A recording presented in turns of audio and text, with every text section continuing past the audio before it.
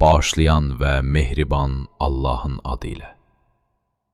And olsun günəşə və onun şüasının vüsətinə. And olsun günəşin ardınca çıxmaqda olan aya.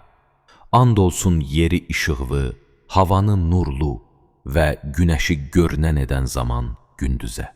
And olsun günəşi örtməkdə, üfüqləri və havanı qaranlıq etməkdə olan gecəyə. And olsun göyə və onu bina edən o qüdrətli varlığa, vücuda. And olsun bu yerə və onu döşəyənə, o qüdrət sahibinə. Və and olsun insanın nəfsinə və ona doğru düzgün biçim verənə.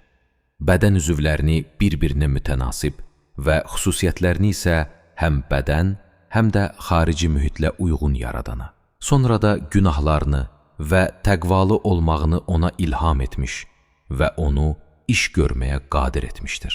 Nəfsini etiqad və əxlaq kamallarında təkamülə çatdıran və fikir və nəfs pisliklərindən onu təmizləyən kəs şübhəsiz nicat tapmışdır.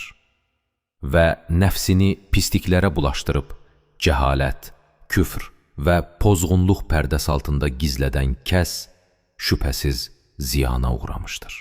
Səmud azğınlıq üzündən Salihi təkzib etmişdi. Onların ən bədbəxti ayağa qalxdığı, Salihin dəvəsini öldürmək üçün könüllü olduğu zaman Allahın Peyğəmbəri onlara demişdi: Allahın dəvəsinə ziyan yetirməkdən və ona öz növbəsində su içməyə mane olmaqdan çəkinin. Amma onlar onu Salihi təkzib etmişdilər və Allahın dəvəsini öldürmüşdülər. Rəbbi də günahlarının cəzası olaraq onların hamısının kökünü kəsib yerlə yeksan etdi və Allah bu işin aqibətinə görə heç bir kəsdən qorxmaz.